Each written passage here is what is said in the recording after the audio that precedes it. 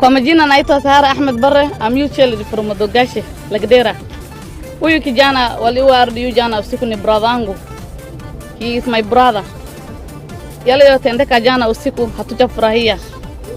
I'm asking RDU, kazi yao ni nini? Tunaona njiani wakisimama.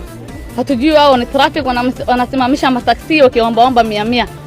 Na tunajua hiyo ni business yao na wanafanya biashara nyingine. Sheria ya Kenya haikubaliki. Hao askari business yao wenye wanafanya hivyo, ukibeba sukari wanachukuanga 100,000, 20,000, 10,000 kitu kama hiyo. Na ni RDU, sio traffic. Hawaangalii unabeba nini. Wanakuuliza 100. Ukipatia 100 wameenda. Hawajui umebeba nini. Malori wanatoka Wajia wakienda Nairobi kupeleka drugs. Na ni drugs yenye imetumaliza. Hauwezi ona gari ya drug imeshutiwa na umeua huyo mtu amebeba drug, na drug ndio kitu mbaya hapa Kenya. Tunaambia President Ruto, kama unataka